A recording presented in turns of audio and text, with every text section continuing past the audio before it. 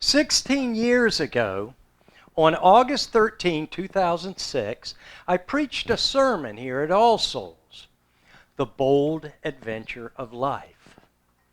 It was, in fact, my first one ever here. And it was the first one delivered by a minister from this pulpit on the second Sunday of our official worship gatherings. That was very special for me.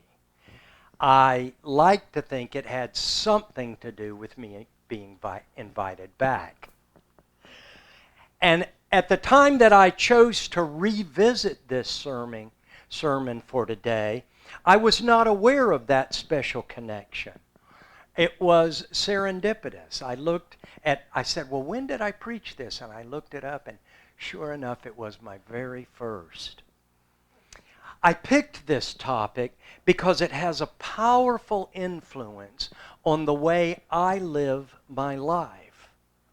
But as I began reflecting on it now, at the age of 68, especially given my recent medical experience, I came to understand that the words bold adventure mean something quite different than they did in 2006. In my original address, I spoke of sailing, rock climbing, attending the UUA's Florida Leadership School, where we were challenged with an outdoor endurance course. I shared in that sermon my favorite philosophy of life, created by my wife Joni and me, and offered up many times over the years in my sermons. And it is this: you can be comfortable or you can have an adventure. In that sermon, I shared a gruesome story of Aaron Ralston, who in 2003 became trapped in a Utah canyon for 5 days when his arm was pinned by a boulder, until he finally had to self-amputate in order to escape. More amazing than that, his insistence soon after that he, quote, looks forward to returning to my love of the outdoors. Bethany Hamilton, 13-year-old Hawaiian surfer, lost her arm to a tiger shark that very same year. 1 month later, she was back in the water, and within 2 years, she won her first national title against able-bodied surfers. Her key to success, she said, is focusing on what she can achieve. She is still competitive surfing today. She said, if I moped around thinking how I only have one arm, then I would have had a very different life. Stories like this inspire me because they recall to me the intoxication for life.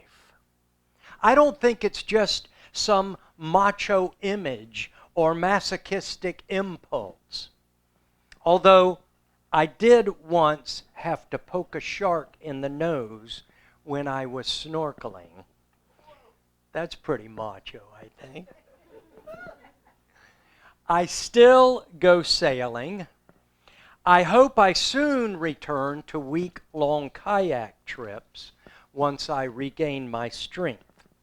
I hope that I can scuba dive again.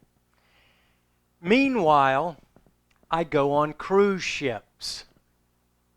Any way that I can get to where I need to be in nature.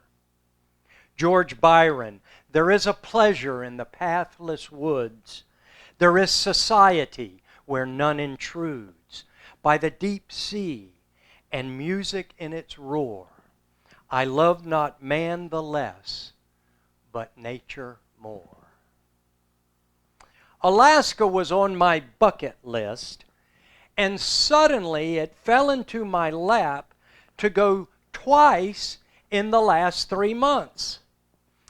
I go because I'm in love with nature. It heals my soul, and I get lost in its embrace. I may no longer reach those highest summits, but I see them, hear them, smell them, inhale them. And so I put together a photo exhibition to show you of my adventure. So let's start with a sunrise in Orlando, waiting for a Canaveral launch that never came that day. But I was there at 4 a.m. And there's another one, second. So the sun is coming up there, looking east toward Cape Canaveral. Sunset in Seattle, the end of the day. I had a lot of reminders that day of 9/11 because every time you go through the experience of getting on a plane, and I have to remove my shoes and my belt and get stripped and searched, and someone put a bomb in their shoe one time, so now we have to take off our footwear. I hope nobody ever puts one in their underwear. We'll have to stop flying, I guess. So we have another one for the Seattle, coming into Seattle. As you might recognize, Mount St. Helens there. And one more. Now in between these two, on our next slide, I saw dinosaurs in Cincinnati. These are in the airport, 2 of them. The next day, we boarded our ship. There's Kathy right there. She doesn't like me getting her in the pictures, but it's her bag. So one more. That's our Carnival Splendor. And set off for Alaska and the Inside Passage. Next. And one more. Every corner was another thing of beauty. I felt like I was taking these pictures, same pictures, over and over and over. That one more beautiful than the last. We headed up the strait here to get a close-up of a glacier. And these are the things we saw along the way.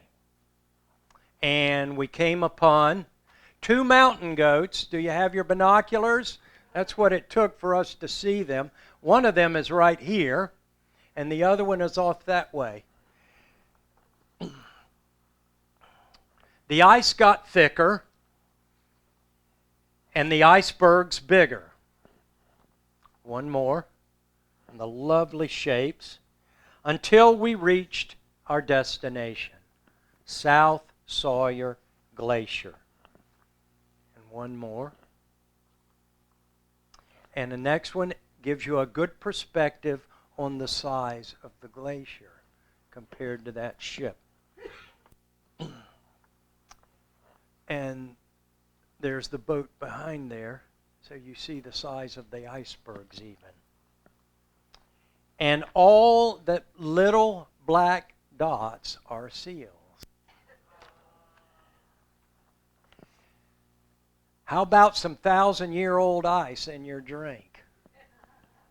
I learned, by the way, that the glaciers are thousands of years old. The ice really is not, because the ice continually flows, though, of course, much slower than water.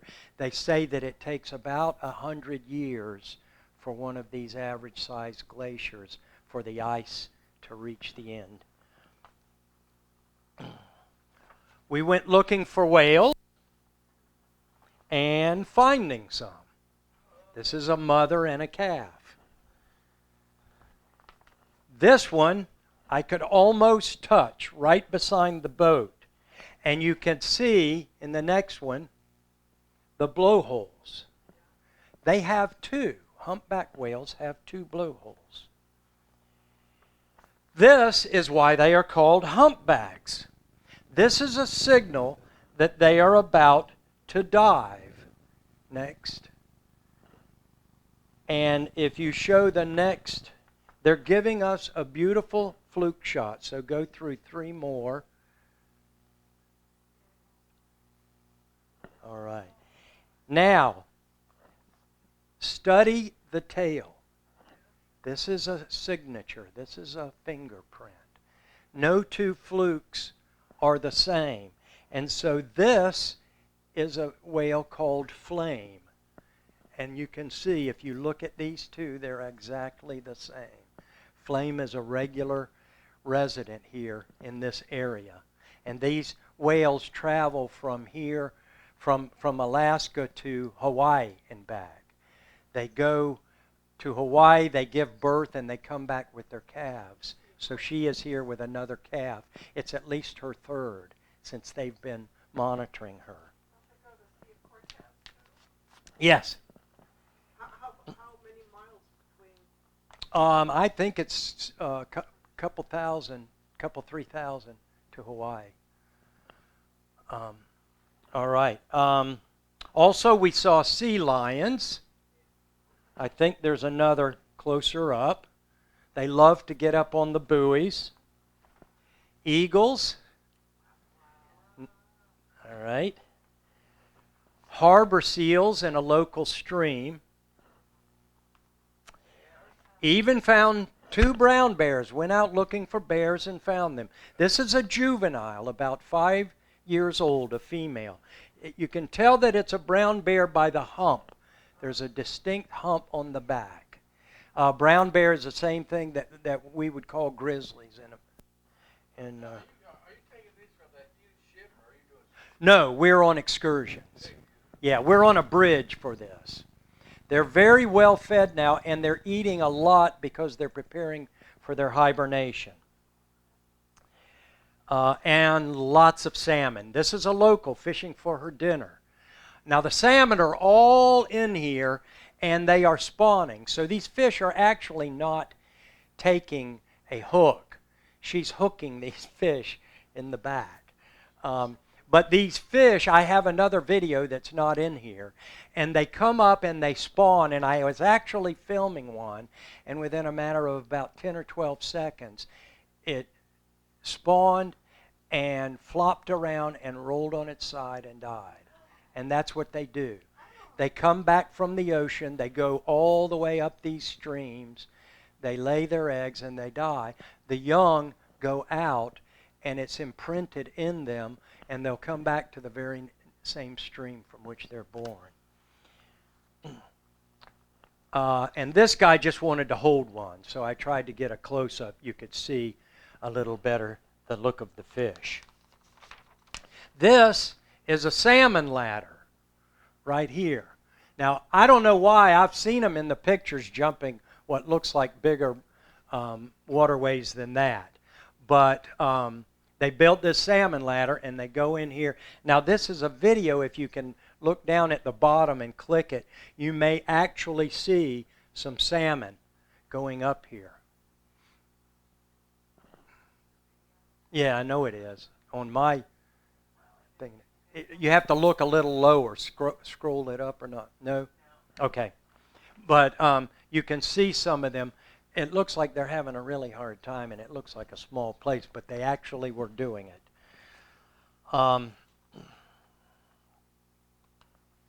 There were totem poles. One more. And lumberjacks. 3 more. This was an excursion that we went on. And it was very lively. It was very entertaining. They put on a very good show. Kathy really liked this guy for some reason. I don't know. It was her favorite. There's one more. This guy I was rooting for. This is Southpaw, 6 feet 9 inches tall. They had stories. Many of them were actual lumberjacks. There were 2 lumber companies at this location vying for each other within 100 miles apart.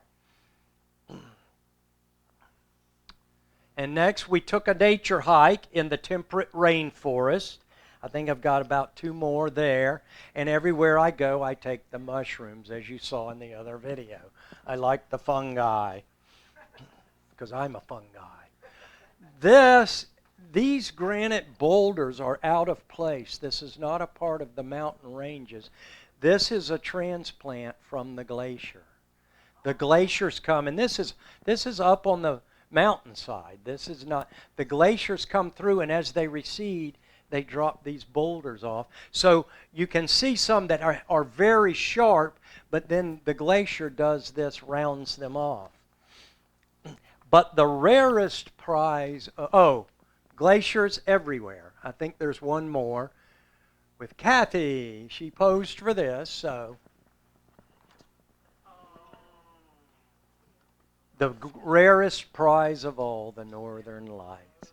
They're early for this time of year, and so we felt very blessed. And the first night they were supposed to show, it rained. It rained every day.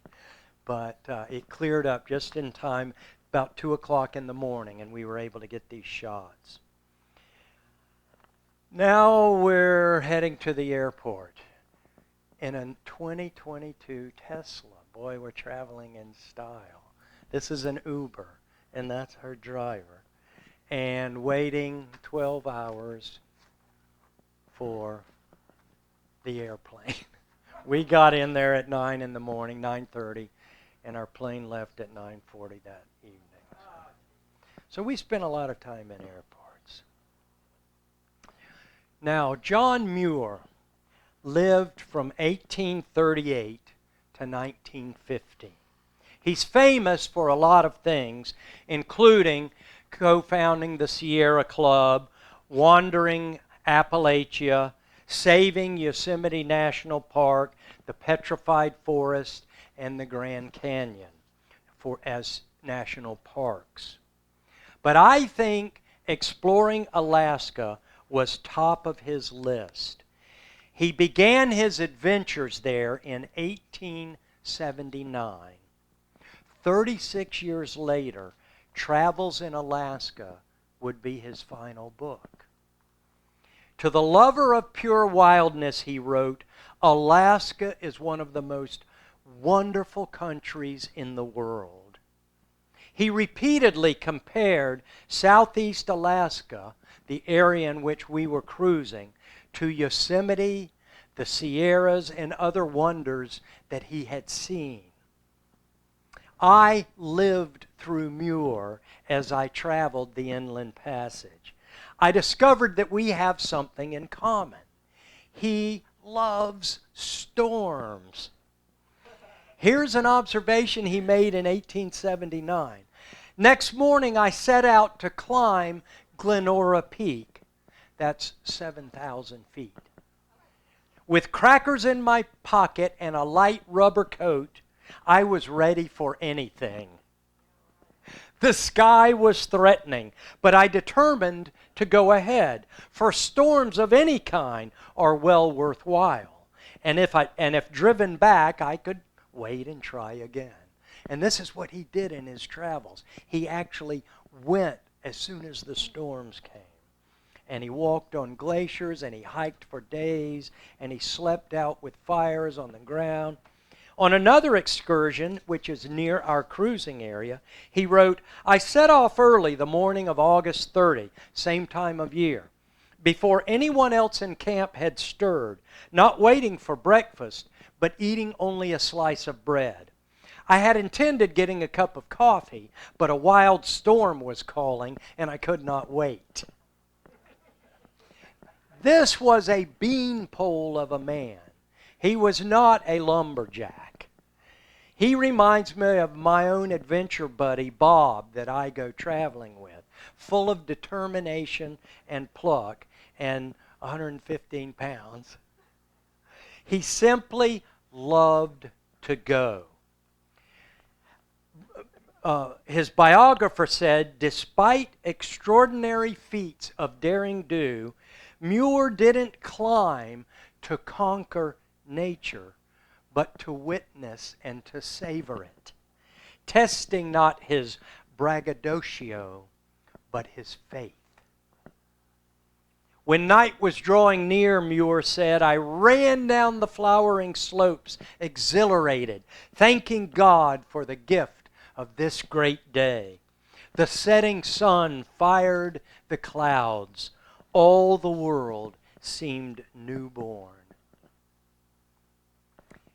I'm acutely aware that some folks don't find nature so adorable. Heat and cold and bugs and rain and sleepless nights and physical exertion aren't everybody's cup of tea. I don't camp because I'm fond of DEET cologne or yellow flies. Lord knows I've had some miserable times, and worse. I've had close calls while diving in a cave. Bears and sharks are real. Getting lost and overexposed can be deadly.